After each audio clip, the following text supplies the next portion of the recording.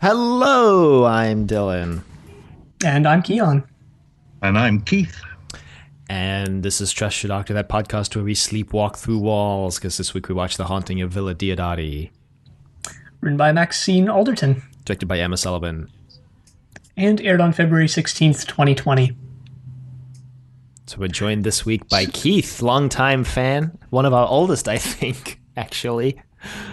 As we previously established, in every sense, the oldest, yes.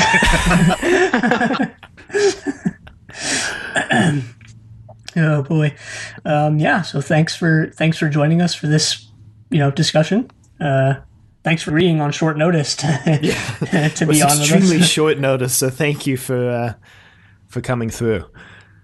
You're very welcome, and thanks for inviting me so close to the end of your epic journey. Yeah, the end is literally in sight. A week, maybe two away. Yeah, feels surreal. Feels surreal for sure. Not as surreal as I feel talking to a podcast. Yeah, I think we should mention that when we started this call, Keith was like, it's so weird listening to you guys and having you talk back to me for once.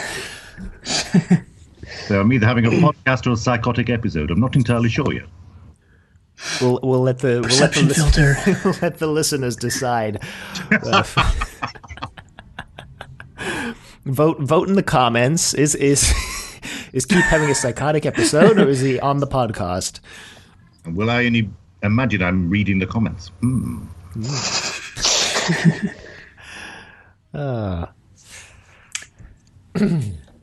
So this episode, the Haunting of Villa Diodati. Yeah, this is one of the ones that I also knew very little about, which is kind of the norm now for the past 4 weeks on the show. Where I'm like, I don't know anything about this episode going in, which is very exciting. But this is one of the ones that I had heard, people were like, it's a pretty good episode, pretty good historical, kind of. And so I was excited, shall we say, to watch this episode. I just enjoyed the way it started one way, it went another way, and both the ways it went were really entertaining. It started as a really good ghost story, then suddenly became arc heavy. And I love that little switch. They've tried that a lot this year, haven't they? Especially like the Jadoon episode as well. And I like this little trick they keep pulling. I approve. Yeah, it's a good point. It's kind of started... I know Keon mentioned this on the Fugitive of the Jadoon episode, but it kind of ended in a completely different place than it started. Everything in the universe has basically completely changed from the beginning of the episode. And they did it again, and it keeps working. Going into this, I thought this was just going to be the last little fun adventure before, stuff really hit the fan next week, but they got me. They blindsided me. How aware are you of the next two episodes? I've spoiled almost everything, unfortunately. I haven't spoiled the specifics. I know that a certain character who was introduced this season returns. Right. It suddenly occurred to me I might have to be a bit measured about what I say for later, but obviously if you're aware, then I shall spoil away. Yeah, I don't think it... Yeah, go ahead. It matters much at this point, since I think actually that the next two episodes, the two-parters, for me, the episode I have had the most spoiled this season, excepting maybe Fugitive of the Jadoon. So, and the return of Nissa was a genuine shock. Wow. Honestly, if Chris Chibnall brought back Nissa, Nissa, I would just be like, Chris Chibnall, the greatest writer the Doctor Who has ever had. Bravo. You absolute madman. I was hoping to inspire one of those. I can't remember if this is something we discussed on the show a few weeks ago, or if this was, a discussion that Dylan and I had off recording. But thinking back to the time that Chris Chibnall sort of reprimanded Pip and Jane Baker for having written Doctor Who without having watched Doctor Who, and now just sort of getting the sort of, as you put it, arc-heavy stuff, and how much this season is drawing from past lore. It's just like, wow, he is really on point with his his this sort of desire he's had to do this has been around since he was, a kid. Wow. I always think every showrunner does their ideal for their first season, don't they? I think Russell T Davies must have had that. He had some of those stories in his head for years, and same with Moffat's first season. I think that's why it's so fully formed. It seems like this year is that Chibnall was actually sort of like withheld his sort of like his ideal season, hasn't he? He thought he'd give us a season of standalones before he'd launched into his sort of like his season has been gestating for the last 30 years. Yeah, it kind of feels like he wanted to. Whether he should have done, of course, is another matter. Yeah, that's something that I think you mentioned just off recording before we started, Keith, was that if we had something like this last season, an episode like this, then maybe more people would have stuck around with the show.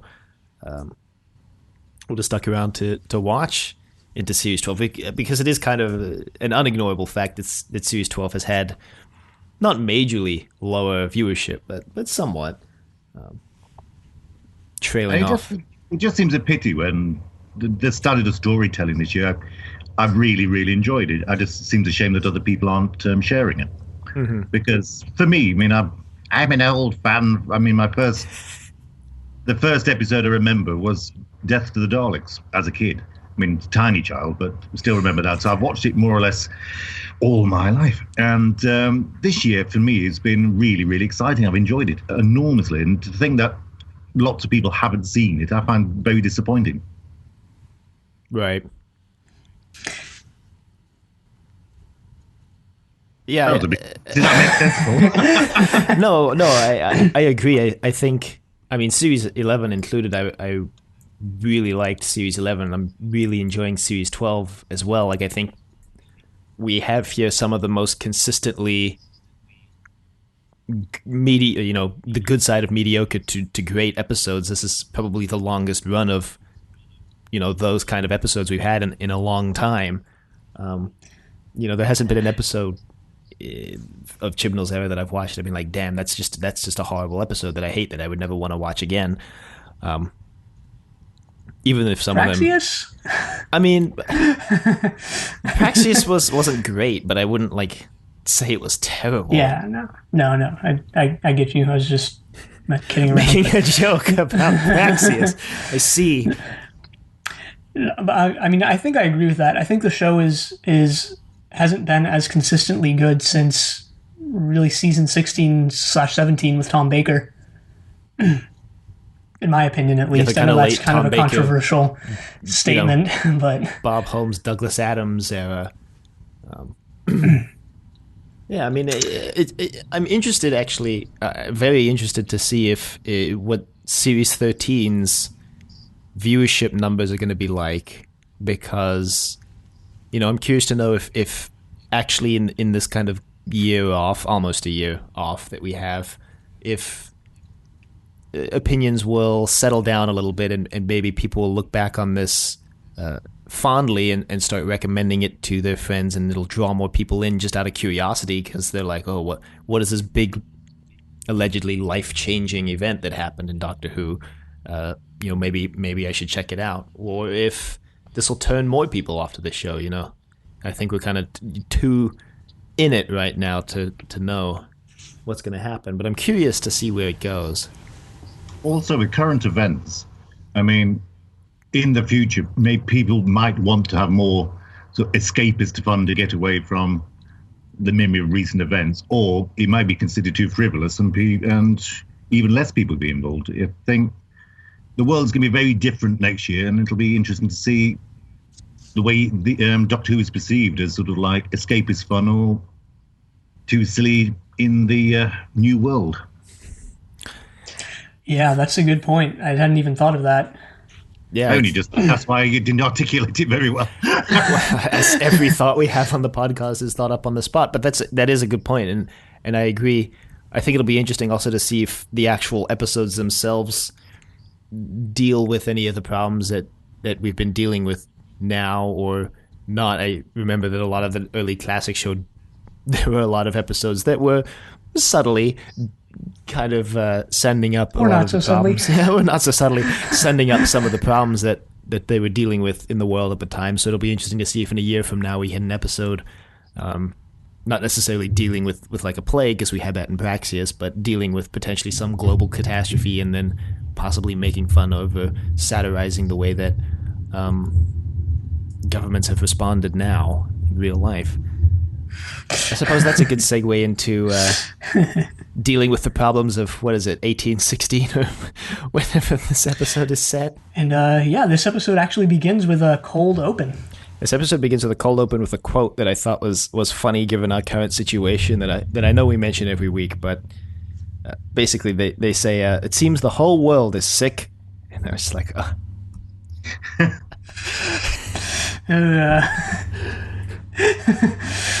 Unintentional, but still hits home. And they get trapped in their house later as well, so... It's true, they get quarantined in their house. Oh, it's very prophetic. First Praxius and now this. It never ends. Chibnall's part of the conspiracy. Chibnall's master plan. Worked out a lot better than Cartmell's. than the Cartmell master plan, yeah. Define better. The plan was actually executed, shall we say. In every sense, yes. Oh, boy. So we're actually in the Villa Diodati, now, which, if you don't know, is sort of the retreat that, Byron and Mary Shelley and Percy Shelley and John Polidori and, a couple other people, went to in the summer of 1816, I believe it was. Yeah, I believe it was 1816, the year without a summer. Yeah, and let me just preface all of this by saying I studied English. I majored English in university, and how little I actually know about this is going to be very embarrassing. I think it was after the Krakatoa explosion, wasn't it? There was such a big, there was so much dust in the atmosphere from that bang that the weather was affected across the entire planet for like a whole year.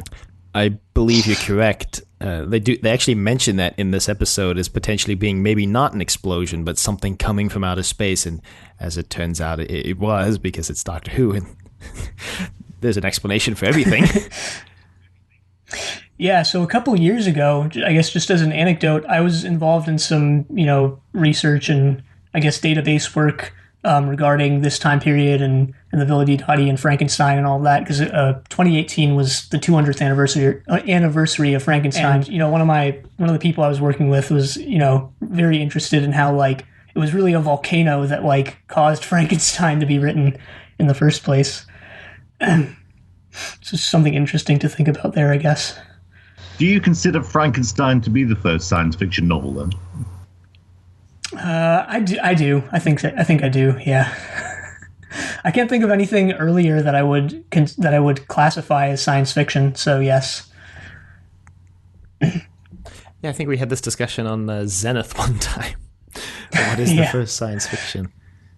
Of course, Horace Walpole's Castle of Otranto was the first, Gothic story / horror, I guess, if you want to expand out and say that, perhaps controversially, which Frankenstein was also incorporating and sort of drawing on.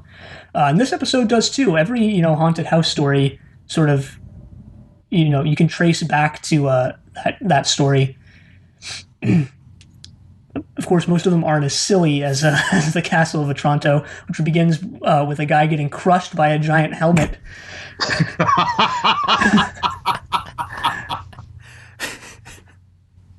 Well, that sounds like science fiction to me. Maybe that was the first science fiction story. Sounded like dwarf porn to me.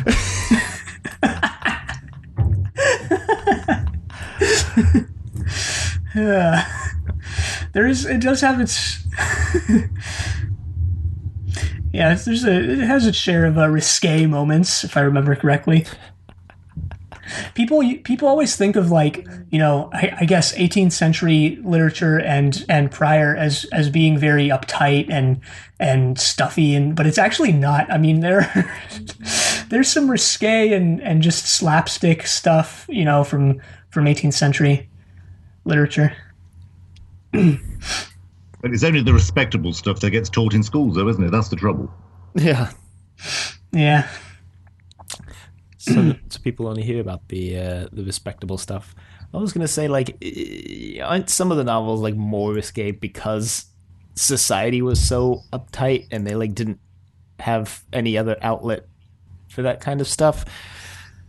At least that's a theory that I've heard. Could be, yeah. This episode, we're dealing with incredibly scandalous people of the time, weren't we? I mean, all the people involved in this story were notorious in their day. Yeah.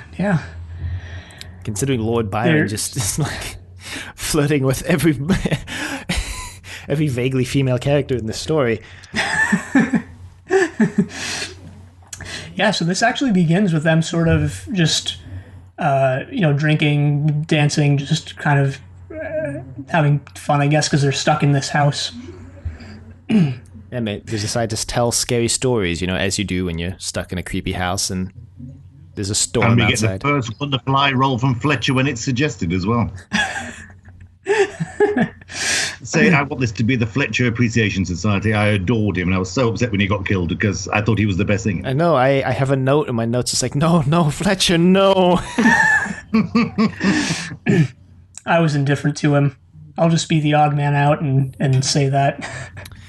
Well, you're off the podcast, Keon. We're replacing you with Keith. I'll just stop forward. My recording and I'll just leave now. We'll be renaming the podcast Trust Your Fletcher.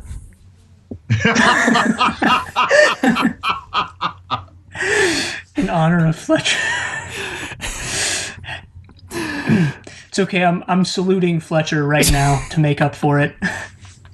I thought he was seriously marvelous and perked it up no end. Oh no, I Fletcher was one of my favorite characters in the story. Controversial opinion. Is it? Might be. Maybe it is. Yeah. Anyway, there's a knock at the door. At the exact moment when they're telling scary stories, and they're like, "Oh no." And Byron's just like, there's no one here. No. There's no one. It's a storm outside. Like, it can't be anyone. That's surprise. And they open the door, and lo and behold, an alien's outside.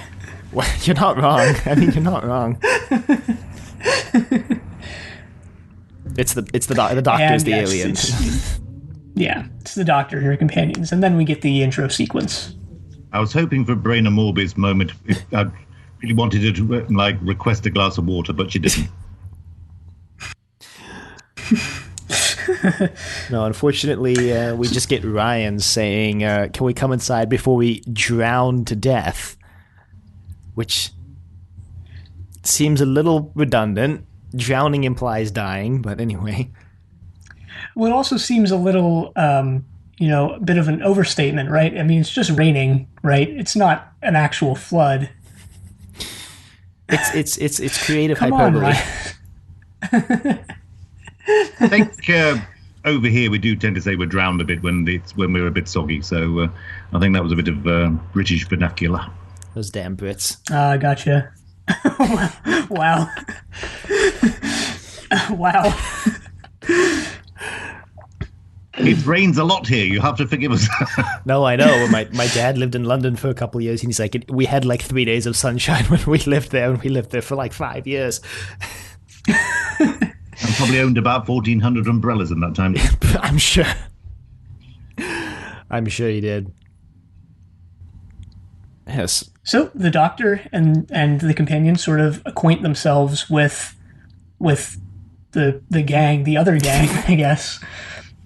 And if you remember back to last week, they actually, purposely came here, sort of, to meet these people. Right. And by the way, can we call her Mary Shelley, even though she isn't yet? I think it's just simpler if we do. I think, yeah. That's a big relief. I mean, they mentioned this in the episode, actually. She already goes by Mary Shelley, even though she's not actually married to Percy Shelley yet. And they find that like a bit scandalous. Right. I don't know. Now I'm second guessing myself. Did she ever actually get married to Percy Shelley, or were they just like married in name only? I don't know the answer to that. Probably not, because she's already gone off with the Eighth Doctor by then, wasn't she? So it was literally across that drawing room. There's the badly burned Eighth Doctor tapping on the window. So she goes off with him.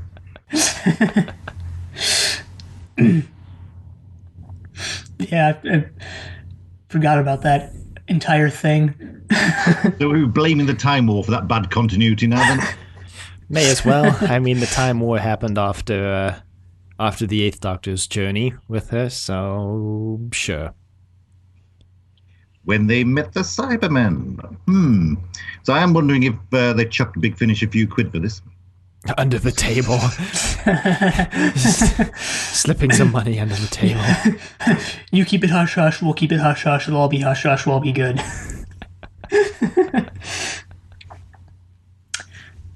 But you know what else was hush-hush? How sort of frivolous, this entire group was, because I guess the Doctor and everyone else comes into the room and they're like, so, like, you guys ready to write? And they're just sort of like dancing and drinking. And the Doctor is just amazed that they're doing this. Yeah, she's like, this isn't right. They're just off their tits on laudanum, probably. Fletcher in the corner just kind of playing the piano there for them. While rolling his eyes for about the third time.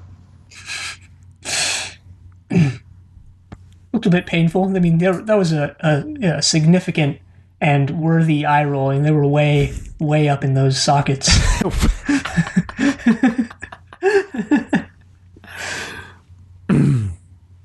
I didn't so say, they just... I mean, I thought go. at first the whole story would be that the Doctor and Co. had inadvertently distracted them, and therefore the stories didn't get written, and then the plot would be like trying to get things back on course.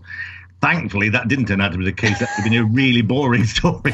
But I initially thought, oh, is it going to be an historical one where they have to get things back on track again? Yeah, can you imagine an hour just of the Doctor going, so Mary, what about this story about a... What about digging up graves and vivisecting people for their for their parts and creating a person? How about that? Ever think of that, Mary? We have had stories where they've spent an hour trying to get people to sit on a bus, so it's not entirely... That's the thing, though, is that, in recent years, Mary Shelley has become a literary character in her own right. There are actually a lot of sort of recent stories and books written about the Villa Diodati and about Mary Shelley. These are sort of like historical fiction where there's, some fictional elements, often even fantasy and sci-fi elements, incorporated into Mary Shelley's life. Because she had a wild life. She had like an actually wild life. Something which we can all envy now we all sitting in our houses. I think a wild life would be more and more appealing these days. But so, thing is, at this point in the episode, we actually find out that something is wrong. Percy Shelley, who historically should have been there with all of them, is not there. Right, he's missing, and Lord Byron said, well, he didn't really show up, so we don't know where he is. So, we can't do anything about that. And the Doctor is very suspicious of this. And the TARDIS doesn't translate French. Yeah, the TARDIS hates Right, French. I think Graham goes off to look for the bathroom and runs into a couple different people. Yeah, not only that, there's like he has this line that kind of, in retrospect, seems to be keying in what's going on, because he ends up in a room and he goes, I've already been in this room. Why am I going in circles? So... Right, well, we see him go up the stairs and then sort of circle back around, but I don't think it's... how it's done is... I don't think it's obvious yet that they're sort of trapped, or that's being done by like a supernatural force. I mean, I kind of just thought it was like, you know, he kind of looped back around, came down somewhere else, and walked back in from the other side type thing. Are you accusing them of introducing it subtly? Yes.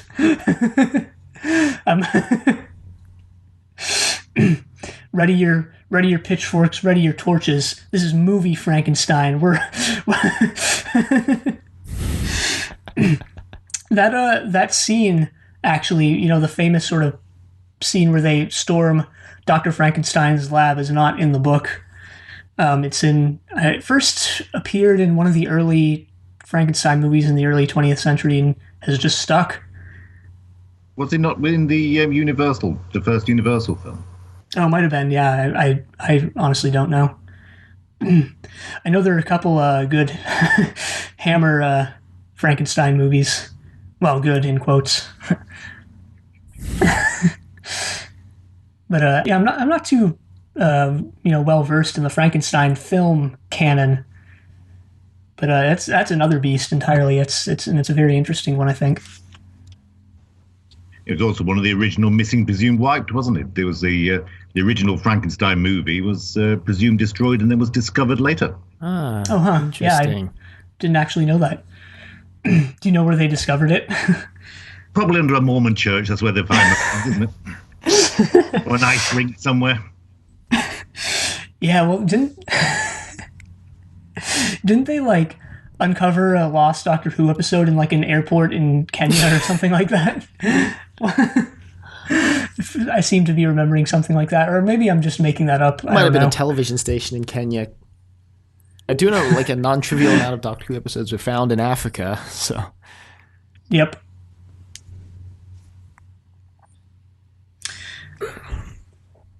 So what happens next? I completely forgot what happens next. They end up splitting up, getting split up, just because that's how it ends up happening, and Ryan gets challenged to a duel. Ryan gets challenged to a duel because he's just insulting this guy. I don't know why I said insulting this guy. That's a slip for the ages. Gonna leave that one in post. So, John Polidori, who's the guy who has been sleepwalking, much to the chagrin of everyone else in the house, is sort of, like you said, insulted that Ryan and Mary are getting along very well. And he challenges Ryan to a duel. And he's like, I'm going to go get my pistol. Like, what? Why? Yeah, I don't actually know whether it's historical or not that John Polidori is like kind of into Mary Shelley, but I wouldn't be surprised if it was. Yeah, I don't know anything about these people, so to be honest, I don't know.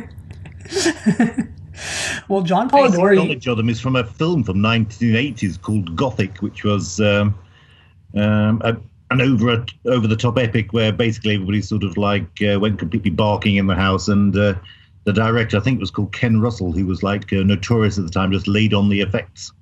That actually sounds like something... Sands in it. God, how do I remember that?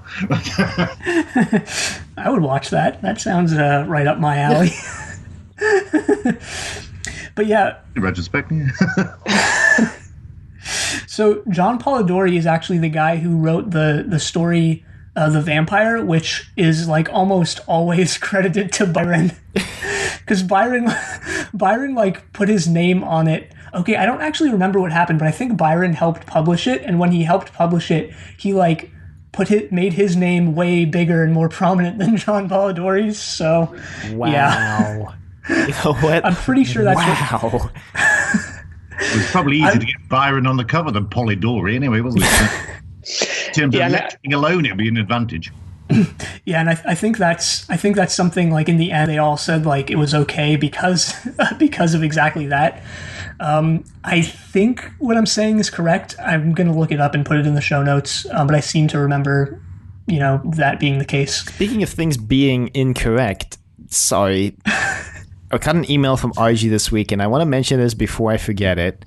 RG, this is in regards to Fugitives with the Jadoon. Oh, right. Just rewatched this episode, and nobody calls the head Jadoon he or him at any stage, which, if you'll remember, is something that I said, because that's what I thought. But she goes on, the doctor says, you moved their horn, thought you might like to let your listeners know. And then she also adds, I also said Tossen's name wrong. It's pronounced Toss, and so there we go. Anyway, I take full responsibility for that mistake. That was evidently my fault for not paying close enough attention to the episode. Yep, thanks, RG. Yeah, so thanks. Just wanted to throw that in there while I was thinking about it. Yeah, and we've actually been pronouncing it Tosin Cole for the last however many months as well, so now we know. I think I was calling him that because I heard you two calling him that. So I don't know if you should be taking pronunciation advice from us. I was the guy who called Jeffrey Beavers Joffrey the first time he said his name on the show. So that was very entertaining. I enjoyed that. Yes, and I was the guy who called Pertwee for years. I'm noticing a pattern with our podcast and names.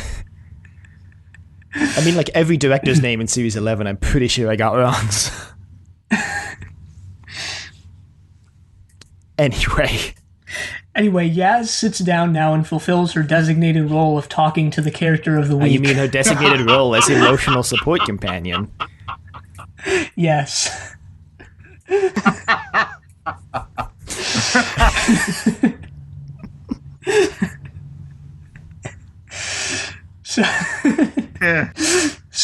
So she sits down with what was it, Caitlin, or I don't remember her name. The other girl who's there, who I guess is like not remembered because she didn't write anything during this 3-day span.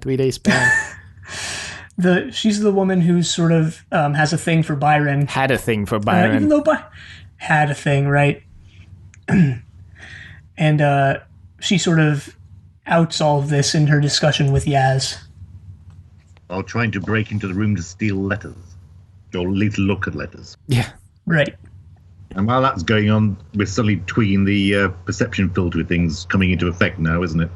Yeah, things start getting weird because people keep trying to leave the room and they're not leaving, and the doctor's like, yeah, something weird's happening because my head feels fuzzy and I'm not able to think straight and I haven't been able to figure out what's going on.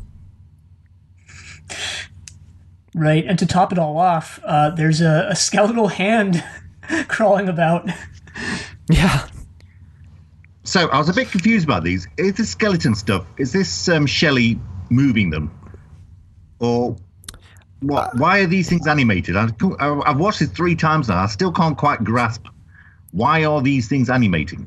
So I'm pretty sure it's the Siberium in Percy trying to protect itself, but also there is that kind of implication at the end where the doctor's like, maybe ghosts are real because Graham sees like an old lady and a little girl who are just not explained for the whole episode, and the doctor just goes, well, I don't know. Which I really loved. It reminded me of like sort of 70s ghost stories, which always had sort of like this twist at the end. Oh, it was real all the time. So I think that was a throwback for that, at least in my head. Yeah, I think so. Definitely. And Graham gets to eat ghost food as well. Yeah. Well, the doctor gets to eat something that looks very appetizing. So they crush the hand. I think it sort of turns to dust. And the doctor... Yeah, Fletcher kills the hand. Yeah, Fletcher. Hell yeah. Right, right. Because he went to get the gun for Polidori, but he ends up using it to save everyone. He smashes it with a tray, doesn't he? Yes. Oh, is that what it was? Yes. The doctor says nice shot, so I thought he shot it with the gun. Well, because the doctor kind of launches it up in the air, and then Fletcher swings the tray at it while it's in the air. Oh, gotcha.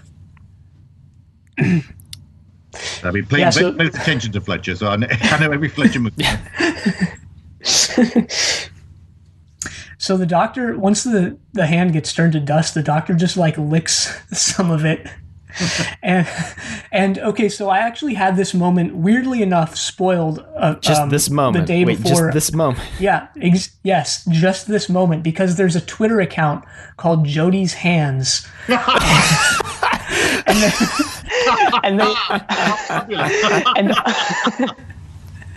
and all they do is post pictures of Jodie Whittaker's hands. And yesterday, they posted this moment of her, tasting some of the hand dust.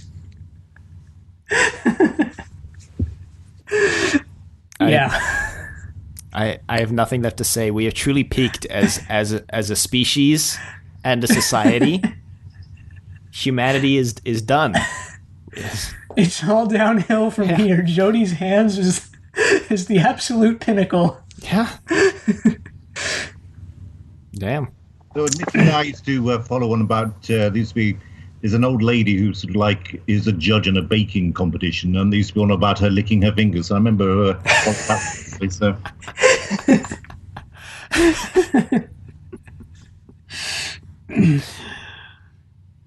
Oh, jeez. It passed. So, what happens next? Well, so first off, the doctor says something like, "Well, never seen ghosts." I'm like, haven't you literally seen ghosts like before? I mean, you haven't seen like ghosts, but she's seen things that have like they thought were ghosts. Like under the lake, they thought those were ghosts. But anyway. And is she getting the vibe at this point? She's sort of talking about and getting the vibe about how there's evil in the house. Yeah. And then they try and identify who's brought the evil, and then they go to Byron's room. Is that now?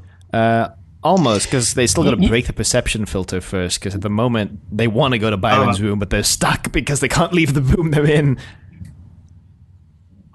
But then John Paul, sleepwalks. Pope John Paul. Sorry, John Paul. Sorry. What isn't it? What John? Wait, I don't know.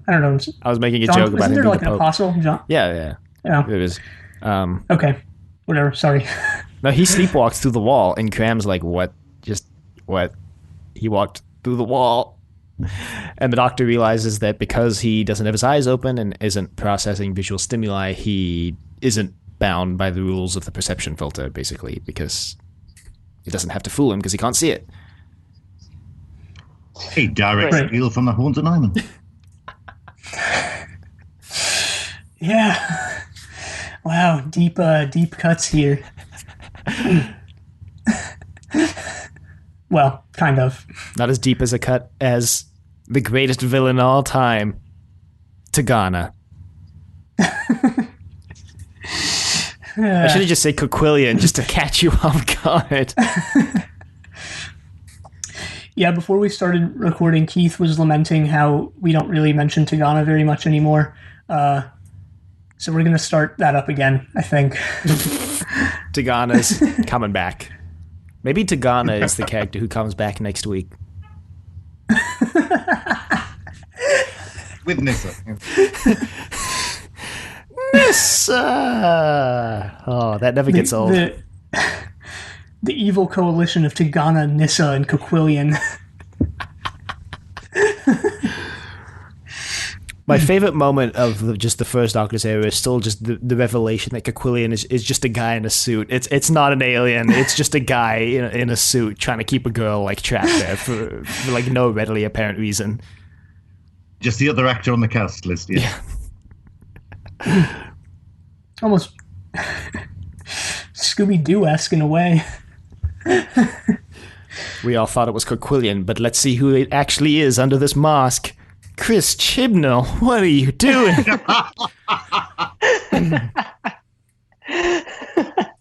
After Barbara just got his pet.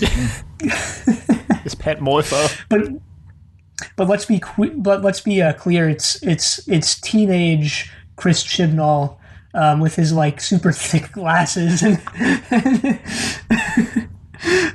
under the mask the entire time. Seriously horrible suit. Not everybody had great fashion sense in the 80s. Let's just leave it at that, I think. I was there at the time. Nobody had decent fashion sense. Yeah, you're probably more of an expert on this than either of us. I've literally had to burn photos. Oh, jeez. Oof.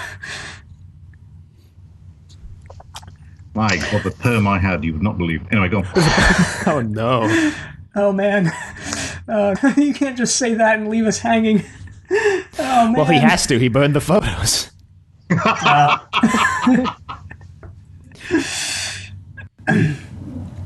So Mary Shelley's son William is sleeping in the other room, and she gets very worried and goes to check on him.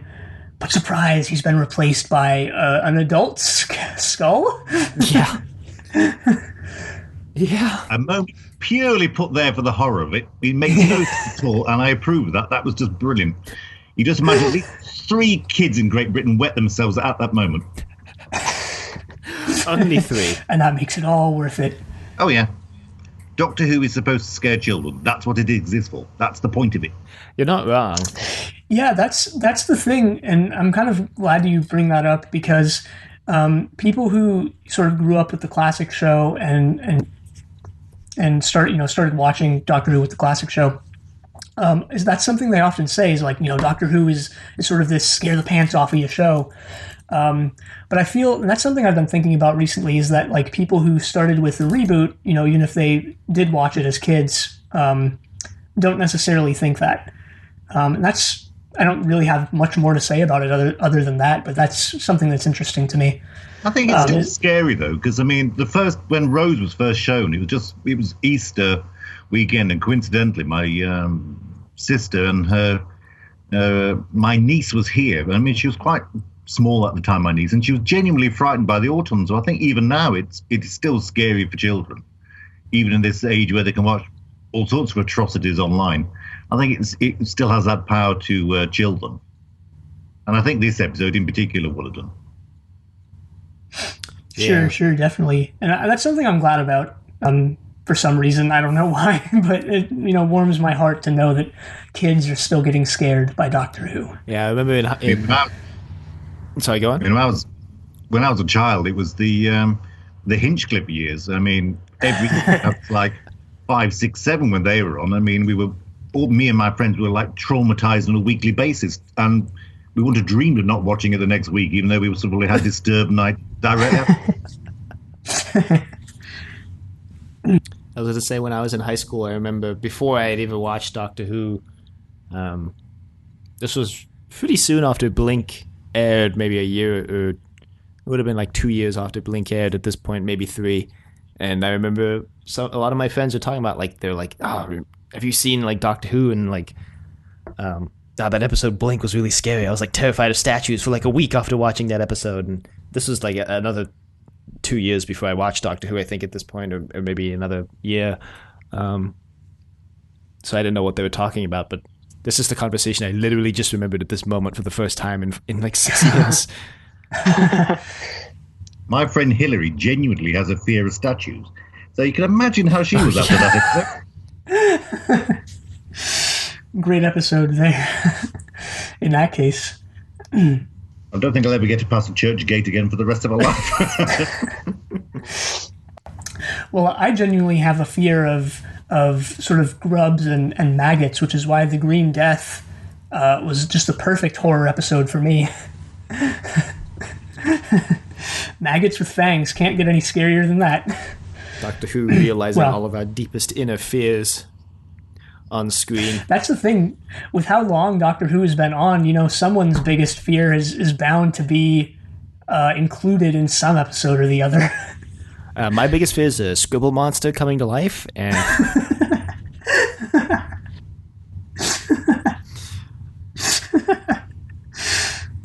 wow. It was a low hanging joke. I had to do it. I had to. Well, here's another low hanging joke. Apparently, a lot of people's fears is the Doctor being a woman. Oh, women are very frightening. Women are very frightening. How do you speak to a woman? I don't know. I'm still seeing people online Yeah, we don't need to dwell on this, but I'm still seeing people online just not okay with the fact that Jodie Whittaker is the Doctor. Blows my mind. I'm just like, how? Just blows. But even now. Yeah. Yep. Just the other day, saw a couple not very nice comments. With the global pandemic going on, you'd think slight maybe priorities would change slightly, wouldn't you? Yeah, you would. But there's something I'm not even that old or jaded, but there's something I've learned in my 24 years. It's never overestimate humanity. But whatever. Never overestimate humanity. Yeah. The exact opposite of what the Doctor thinks at this point. Yeah. Mind you, my intense loathing for season 18 remains, so I can't really criticize others.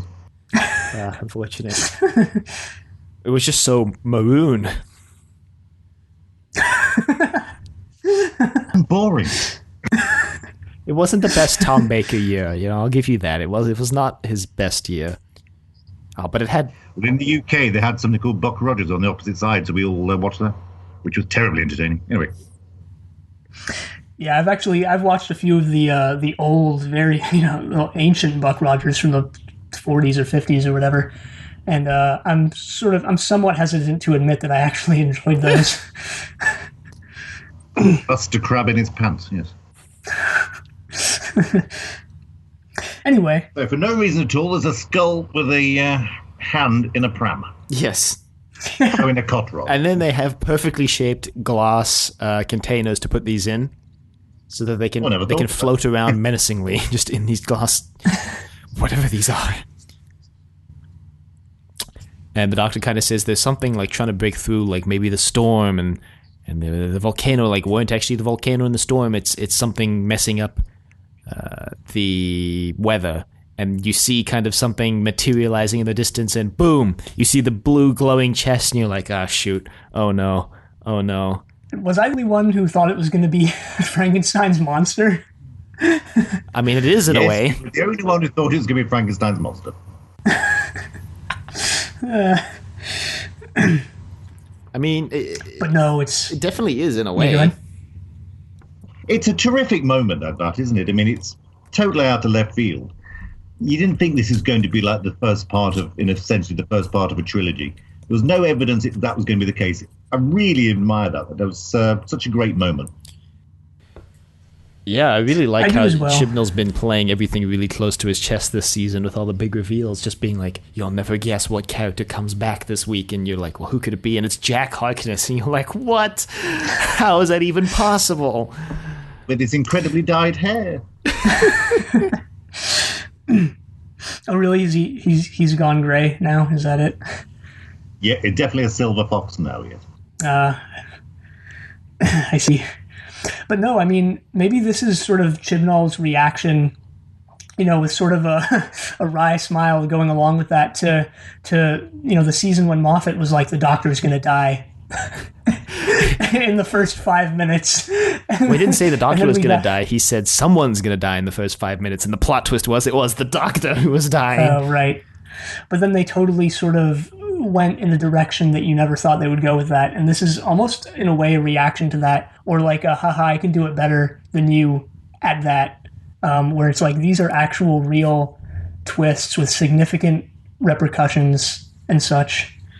Well, that was the thing about the Doctor dying, was that was a twist with significant repercussion, because you know how the Doctor dies. The companions know how the Doctor dies. So the question was like, how is this dynamic going to play out the rest of the season? But all of that is promptly erased pretty quickly, because it turns out the Doctor didn't actually die.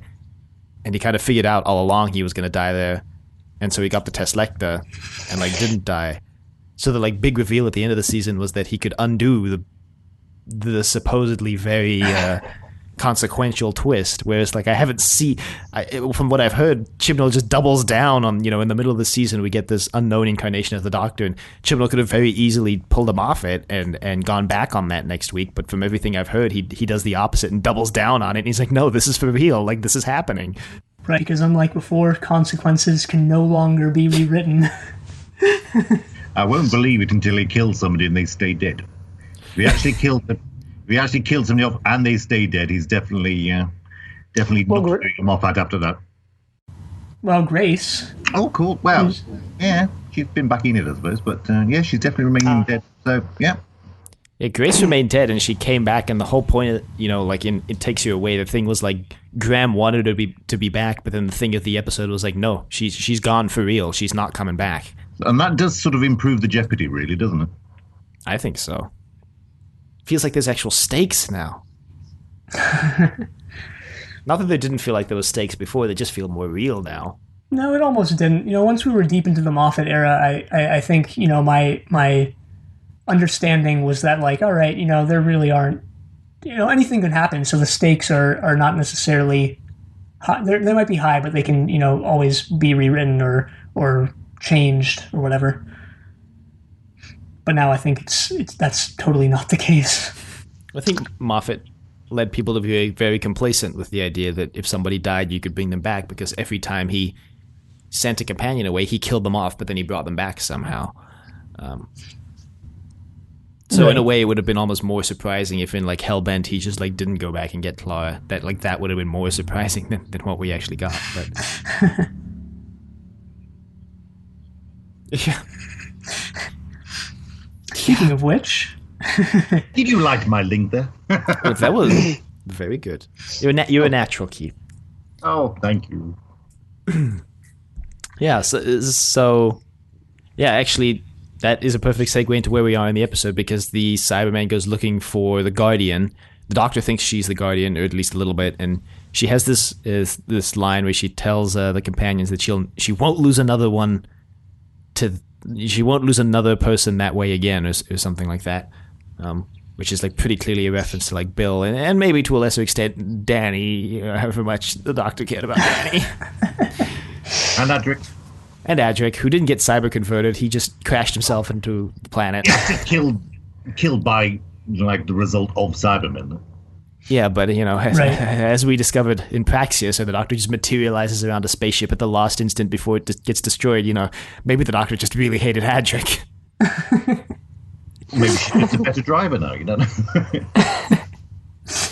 I mean, true. The Fifth Doctor was kind of a terrible. I don't know. He allegedly could never get cyber design though. I just absolutely like the half face and like the bits of different Cybermen all part of the same outfit. I thought worked incredibly well. I love that. Oh yeah, no, the costume design for the Cybermen was, I think, superb. Very, very creepy. How you could see half his face, and also like his hand was still human, or his left hand anyway. The one he grabs Mary with later is still human, but the other one is like fully cyber converted.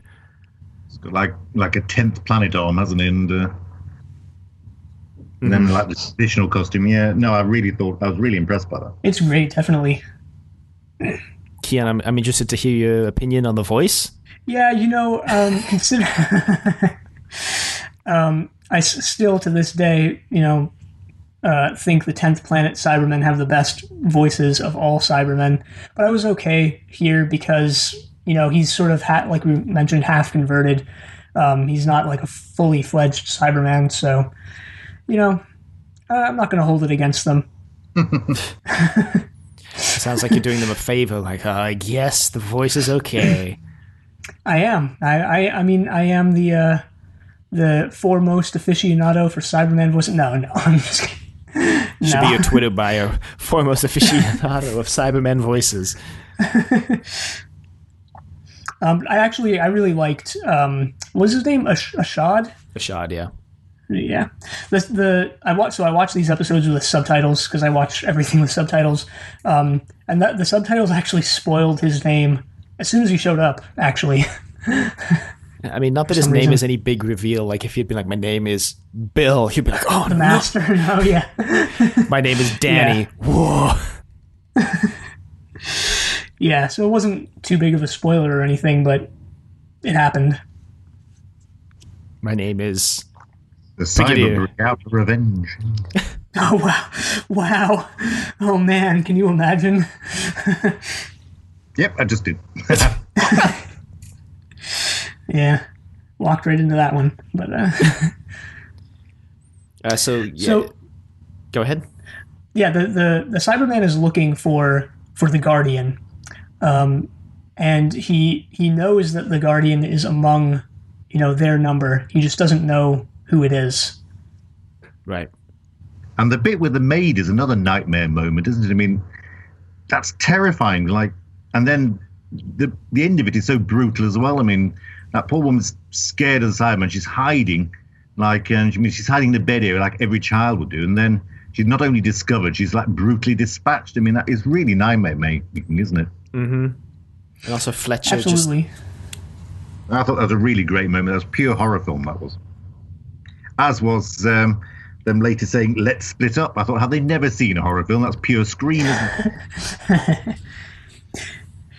Yeah, I really enjoyed how heavily this episode lent on some of the horror tropes and components, and how they didn't shy away from any of that, really. Oh, no, they went full on. Like, I mean, just look at a shot. Like, that's terrifying. If I was a kid, that would be in my nightmares. So while all of this is going on, they managed to get into Shelley's room.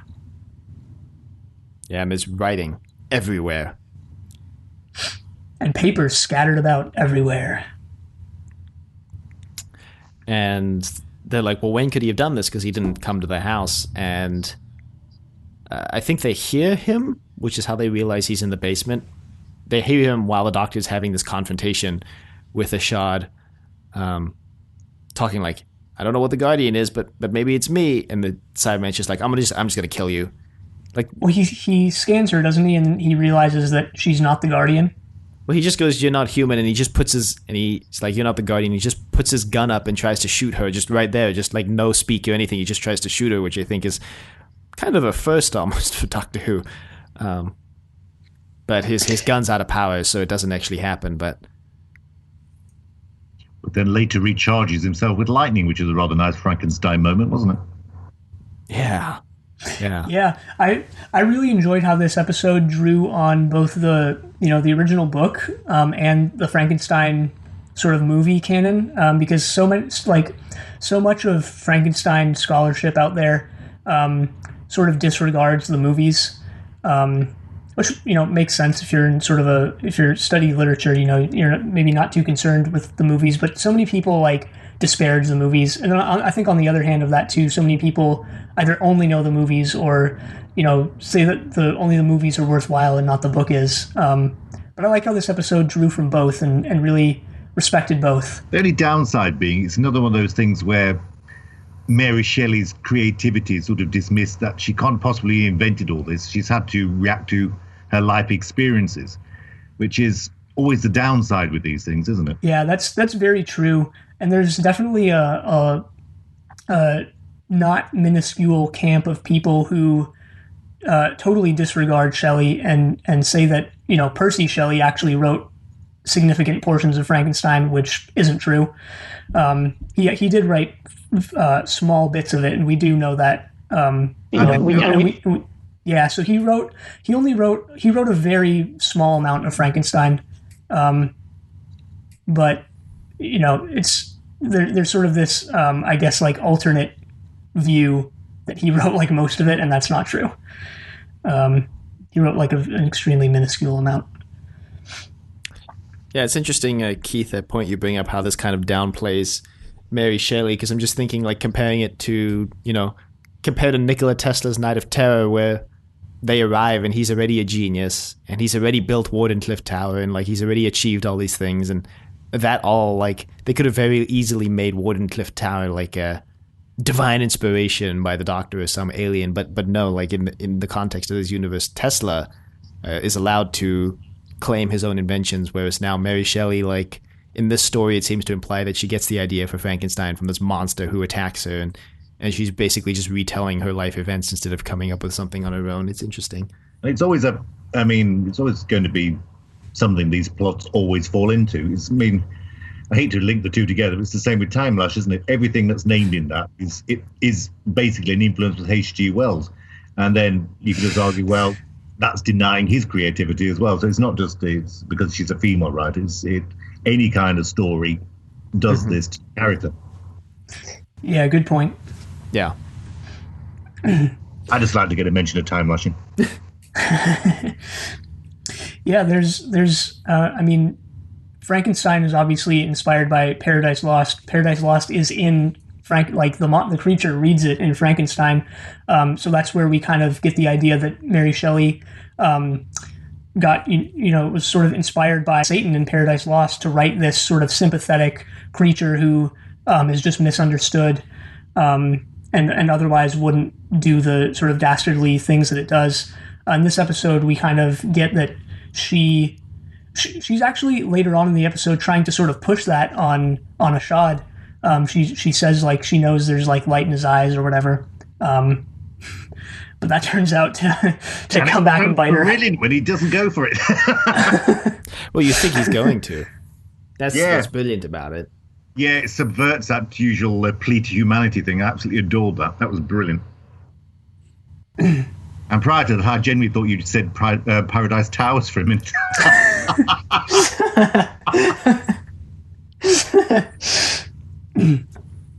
So they find Shelley in the sort of... It wasn't really a bait. It looked more like an underground catacomb more than like a cellar. Yeah. So he's got the Cyberium inside of him, and everyone's like, what's the Cyberium? And the doctor at first is also like, what's the Cyberium? But 2 scenes later is like, the Cyberium is an AI that contains all the knowledge of the Cybermen. I'm like, well, I guess the doctor either just figured that out right now, or she was lying 2 scenes ago when she said, what's the Cyberium? Because I thought it was the thing from Nightmare in Silver, but that's a slightly different name, isn't it? But when I first watched it, I assumed it was the same thing. You know, the thing that turned Matt Smith into Dr. Clever. Yeah. Mm-hmm. I assumed it was the same thing, but it's a different pronunciation and different spelling, so it's obviously a different... the Cyberman just... copyright avoiding... Yeah, Neil Gaiman's like, no, sorry. I was going to say, the Cybermen just slap the word cyber on everything, you know, much like the Time Lords just slap of Rassilon onto whatever they want. The Cybermen are like, cyber this, cyber that. Siberia. Just kidding. Siberia. Wow. Yeah, man, what if there was a story where, like, the Cybermen, like, take over Siberia and like, create their own nation on Earth or something? And call it Siberia. Give Big Finish long enough, I'm sure they will. I know. Watch, this just shows up as an audio from Big Finish 6 months from now. So we find out how the Siberium, I almost said Siberia, inserted itself into Shelley.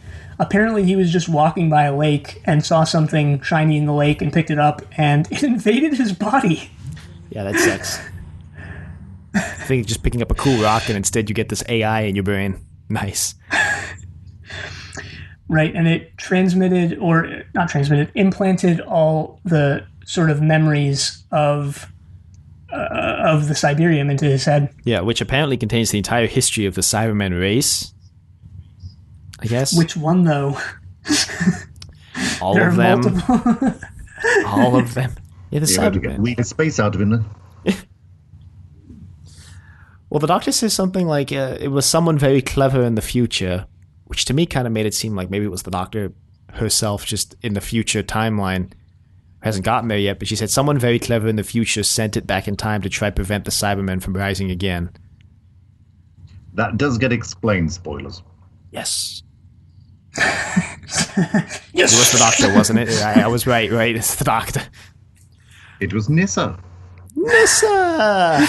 Never gets old. That was my second guess. First guess was the doctor. Second guess was Nyssa. No, my second guess was Adric, so, you know. I'm telling you, if Chris Chibnall brings back Adric, it'll be the greatest moment in Doctor Who ever. Matthew Waterhouse still has a very young look to him. He has a very young visage. Like, he doesn't look old at all. Like, but you could play it off as old Adric. He escaped the crash somehow. The Doctor lands in like the Middle Ages, and there's a mysterious hermit in the house, and she opens the door, and guess who? It's Adric. And there was a Big Finish that does that. Oh yeah, I think you're right, actually. Yeah. And they recast him, which is a bit of a pity. Yeah. Oh, Matthew Waterhouse seems like he would be up to playing Adric again, because he still talks about Doctor Who a lot. Oh, online. He's doing it now. Yes, he's sort of joined the Big Finish family. He's done quite a few now, but at the time, I don't think I don't know if they announced him or whether he was just reluctant to, as a middle-aged man, play a teenage boy anymore. Which you can imagine he would have reservations about doing that. Plus, maybe Doctor Who fans have not been the kindest people to him over the years as well. Yeah. True. That's why I try to restrict my complaints only to Adric and not to Poor Matthew Waterhouse. I was going to say, did you see that they recast Sarah Jane Smith recently? Is it with her daughter? With her daughter. Her daughter's going to be playing Sarah Jane Smith. They do Smith. that a lot because they recast Liz Shaw with her daughter as well, didn't they, sir? Yeah. Very interesting. You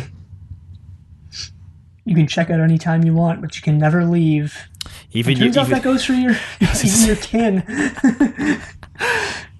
Well, except for Sean Pertwee, who was like, I'm never going to play the third Doctor. Just stop trying to get me to do that, please. They don't need to. Now they've got Tim Treloar to do it. Yeah, exactly. Well, Sean Pertwee was in Doctor Who, though. He was Peladon. Yeah. Wasn't he? I believe so. Yeah. No, that was one of the Troughtons. Oh, that was Michael Troughton? David Troughton. Oh, gotcha. Yeah. Sorry, my bad. The Troughton clan. Just gets so confused over the years. So the Doctor extracts the Cyberium from Percy by basically shooting his mind forward to when he actually dies. But before she does that, she has this this is like, I think, the first major speech the 13th Doctor has had, like on the likes of 12th Doctor's Zygon Invasion Inversion kind of level speech, where she talks about how sometimes his team structure isn't flat, it's mountainous, with me in the stratosphere making all the decisions because somebody has to make the hard decisions. And then she goes on about how you can't put one life over another and how words matter. Right. This is all, I just want to say, this is all in response to Ryan saying, like, well, yeah, let's just sacrifice Percy Shelley. It's like one life against many. And this is what prompts the Doctor to say all this. Yeah. And she goes on, like, sometimes even I can't win, but this is the best thing that I've got right now, and we're not going to let Percy Shelley die. She also mentions how letting him die would create a ripple effect, changing the world as Ryan knows it. Right. Because his words inspire hundreds of thousands of people over the course of history to do things that maybe otherwise they wouldn't have. And that's when she says the line about how words matter. Right. And wasn't Shelley supposed to have foreseen his own death anyway? I think it was one of those legends about him. Well, maybe that's something that also gets introduced in this episode, because the way that the Doctor gets the Cyberium out of him is to do this, quote, old Time Lord trick, unquote. And she later explains that what she did was she took Percy's mind ahead in time to when he actually does die and showed him that death to his mind, so his mind thought his body was dead, and that's because the Cyberium was only going to leave him if he died. So he knows now how he's going to die. At the very end, the Doctor apologizes, like, sorry for showing you how you're going to die, but it was the only way I could think of to save you. Yeah, wow, that's really cool. I didn't pick up on that. That's that they sort of snuck that historical thing in there, or historical in the sense that he thought he knew or whatever. So I might have dreamt that, but I seem to recall hearing that. I mean, I believe it. Mind you, if that was the case, though, would you not just sort of like avoid water for the rest of your life? Yeah, you would think, right? Like, so maybe he was like not super convinced of his own. Like, I don't know. Go to the most landlocked part of Italy and stay there. Yeah. But I really liked this speech. Like, I think this is one of my favorite 13th Doctor moments so far. This speech where she talks not only about how words matter just as much as lives, basically, but how even though she tries to keep a very flat team structure with everybody contributing, that sometimes there are decisions that she basically admits here that she takes on the hard decisions so nobody else has to, because she feels like that's her burden and her duty to take on those kind of decisions. I sort of feel in this moment that she feels a little betrayed by Ryan, that she didn't think that he would have ever said something like that, Right. And he did, which is why she sort of takes command. And this is, I think, one of the first like real moments where we're really getting to the heart of like who the 13th Doctor is, and she's not just this happy-go-lucky person that we've been seeing the entire time. Mm-hmm. But I think it was quite brave of them to do that, because they could have given that Byron to do, and then she could have had to go at him. To give it to actually one of the companions, it sort of like made it a more what's the word I'm looking for? Impactful? Yeah, that was it. Yeah, made it more impactful, made it a stronger scene, yeah. Because, I mean, it could have been just like one of the other characters. I mean, Byron's been portrayed as sort of like bit of a loser by this point, so it could easily have been him. But make a companion do that was courageous of them, I thought. Definitely, I really enjoyed that sort of aspect to it. And actually, now that you mention it, this episode does sort of react against how Byron is traditionally portrayed. He's like just sort of a weirdo in this. Like, he's no one bad and dangerous to know, isn't he? But yeah. And he's pretty incidental, actually, and really just makes everything worse if he does anything at all. Yeah. No, I mean, he hides behind what's her name at some point. So yeah. We forgot his daughter got a mention earlier, though, didn't we? Ada. Ada Lovelace, right? Yeah, and the doctor sort of failed to mention her. Like, oh, yes, I met your daughter, but I erased her memory, don't worry. So, I met her, but she doesn't remember meeting me, so don't worry. It's fine. Yeah, see, that's another interesting point, actually. So I'm glad you actually brought that up, Keith. In Spyfall, the Doctor makes a point to erase Ada's and Noor Night Khan's memories because she's like, this might change history, and we don't want history to change. But at the end of this, Mary Shelley, Lord Byron, Percy Shelley, all these people who have seen, and the one that no one remembers, have all seen this. John Paul Dory have all seen this fantastic event, and the Doctor just kind of leaves. And I know in Spyfall we were doing who did we do Spyfall with? JB, and JB brought up the fact that like it's kind of weird that like all the women in this episode get their minds erased of the events of this episode. Like there's not really a reason to do that in the context of the episode. Besides the Doctor's kind of claim that we need to protect history, but Nikola Tesla's Night of Terror, Haunting of Villa Diodati, she doesn't erase these people's minds after they've seen like probably more fantastical things in some ways than what Ada and Noor Night saw in Spyfall. Especially if someone's going to be like dead 2 years later anyway. After betraying countless British agents. But maybe that goes back to what we were kind of discussing before, where this episode makes a point to sort of say that Shelley was inspired by these events to write Frankenstein and stuff like that, which does sort of leave a bad taste in your mouth, if that's the case. So maybe that has something to do with it. I don't know how that would explain the whole Tesla thing, but got me there. But unless the Doctor for years just secretly snuck back and erased everybody's mind. She's actually, because of all the dementia in the world, she's just been going around robbing people of their memories. Quite happy. Big Finish, get on that. Jar in the TARDIS, laughing manically. Yeah, I mean, I don't know if there's anything more to that, but it's interesting to think about how the Doctor is treating these historical people differently. Depending on the circumstances, kind of. Not really the circumstances, just depending on who they are, basically, at this point. Yeah, and that's the thing. I can't think of any, very concrete trend that would explain why she did what she did in Spyfall and not in Nikola Tesla's Night of Terror in this type thing. Mm-hmm. So, I don't know. Something to ponder. Let us know, listeners, if you have any idea or any theory about this. Doctor Who memory thief. It's like the memory cheats, but worse. So the Doctor steals the Siberian for herself to keep it away from the Cybermen, and literally all the companions are screaming at the Doctor, like, remember Jack's warning, don't give him what he wants. But she does. Like the fool she is, she does. Because basically the Cyberman is like, well, I'm going to call down my ship, and it's just going to wipe this planet just off the face of the Earth, and off the face of the galaxy, and and no one will even know Earth existed. And she's like, well, Yaz is like, he's bluffing, like there's no way he can do that. And the Doctor's like, yeah, the world doesn't end in 1816, but I can't take that chance. I'm desperately trying to avoid spoilers here, but this Cyberman is part of a war.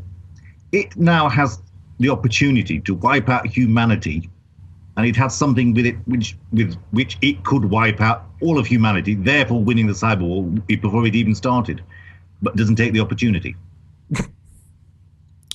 So actually, it should have blown itself up there and then, stopped the spread of humanity, stopped the cyber wars, and won.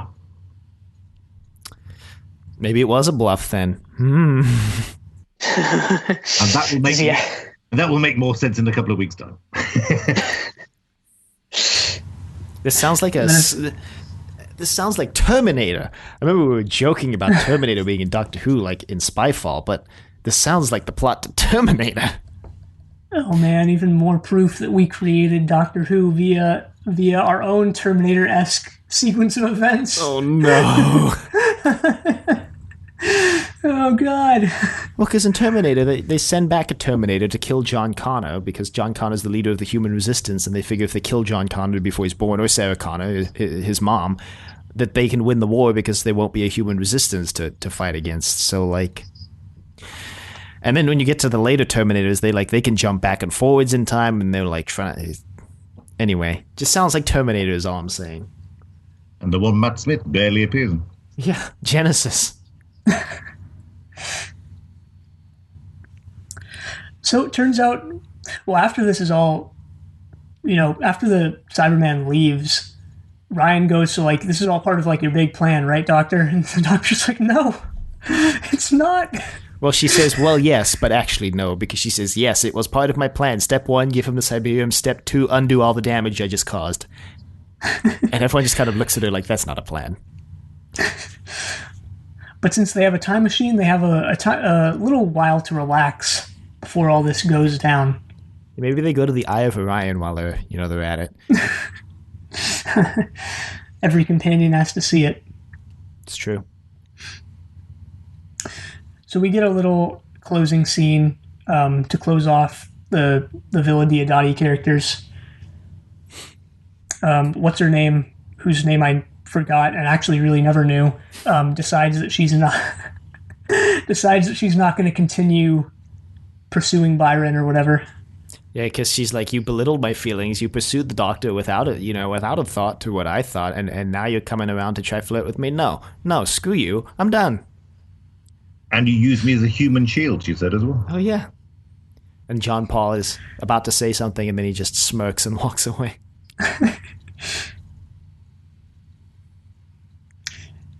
Yeah, his bad attitude is never actually addressed or dealt with, so... Yeah. The fact that he was basically ready to duel Ryan just because Ryan was like, if you hadn't been sleeping, maybe you could have flirted with Mary Shelley, and he's just like, oh yeah, well... I think historically he was quite an unpleasant person, wasn't he? So I think he's just true to himself. Yeah, true enough. Fair. And then the Doctor tells her companions basically, like, you don't have to come with me if you don't want. Fully knowing that they're going to say yes, right? Like, well, she says that she's not prepared to drop them in a war zone, but then paradoxically says that she can drop them in 2020.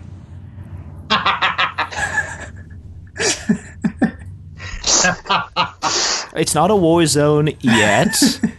We haven't started fighting over the remaining toilet paper yet. Don't give away my plan. Maybe you haven't. I'm not saying I've been arming myself to start fighting people for toilet paper. I'm not saying I'm not. Yeah. Hopefully, in all seriousness, though, like, the insanity that seems to be growing day by day isn't, a real thing that we're going to have to worry about later on. But whatever. I mean, I guess we're just going to have to sit it out and find out. We're going to have to go the long way round. Much like how we meaning Dylan and I, are going to have to wait a week to find out how this all wraps up. So, I don't know if either of you have any sort of closing thoughts or sort of topics you wanted to touch on, but I personally didn't really. I just thought this was a really good story. I liked it as a historical, and I liked what you mentioned that it did, Keith, which is that it sort of transitioned from that into being about or setting up the finale, really. I think it walked that line and married those two sort of very well. And it looked gorgeous as well. I mean, just purely from the production. I mean, the lighting was stunning with the candles and stuff. I hate it on TV drama when somebody lights a candle and like the whole room lights up, but it wasn't like that. It was beautifully done. The lightning flashes with the ghosts caught just in the background was stunningly done. It just looked gorgeous and it was well acted and it was a good episode of Doctor Who. Well said. Yeah, I don't think there's anything better, any better way to put it. Yeah, it was just a brilliant episode of Doctor Who. Cinematography was gorgeous. The acting was fantastic. It was scary, and like I think we said multiple times, it ended in a completely different place than it started. Like the implications of the ending are enormous, and we don't know where it's going to go yet. And Fletcher's my new hero. Yeah, and Fletcher is the main character. Fletcher, never 5 get. To bring back that 6-year-old meme. Meme. Dating yourself there, Keon. All the memes that I know and love come from 2010 to 2013-ish. Beyond that, I'm just clueless. Didn't know what boomer meant until a couple weeks ago. All right, boomer. Yeah. Somebody was talking about TikTok the other day. I thought they were describing a clock, so you're in no position to worry. Yeah, I actually think I talked about everything that I wanted to in the middle of the episode. As did I. So, yeah, I mean, if no one else has anything to add on here, maybe we just wrap this up. I mean, I think we touched on everything in a pretty succinct and good manner, I guess. Keith, you got anything else you want to talk about? No, that was my summation. And thank you very, very much for inviting me on your Trimultimate show, maybe? I think so. Probably. Well, are you doing the next story as a 2-parter? Or are you doing it as individual episodes? No, I think we'll do it as a 2-parter. So this is the penultimate episode to catching up. My goodness. And then the week after next, who knows what's going to happen? Who knows? Who knows? Touching my nose. I know exactly what you're doing. I know exactly what you're doing. Oh boy. Well, then I guess, Keith, if there's anything you want to shamelessly plug for yourself, where people can find you, if you have anything you want to share with the world, now is your moment. Spotlight's on you. I'm on Twitter. I'm 50DW50, and that's about it, really. I'm not really in the media in any way. So, but however, if you follow me on there, you can just listen to me wittering on about the weather. And I'm rewatching Doctor Who from the start. I'm occasionally making the odd comment, but I'm not doing a review as I go along, and just doing it to fill the long hours of lockdown. There's nothing better to do, in my opinion, than watch old Doctor Who. Well, I haven't got to season 3 yet, so we'll see. Okay. That might be a depressing experience in itself, so... Oh, well, thank you again for being on, Keith.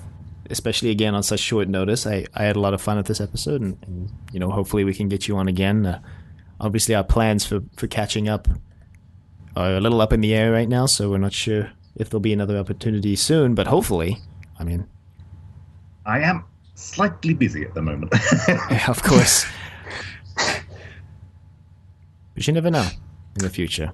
Hopefully we can talk again. Just leave it at that. Hopefully we can talk again.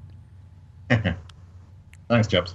Thank you. Well, if there's anybody out there who'd like to email us, you can reach us at thedoctor@decorativevegetable.com. Questions, comments, concerns, inquiries, love letters, your thoughts on us catching up. Any lingering thoughts you want? We're talking like the podcast is ending next week. You can find us on... What? What? In a way, an era of it is. Sorry to interrupt. No, I mean, it's true. In a way, an era is ending for Trust Your Doctor. Yeah.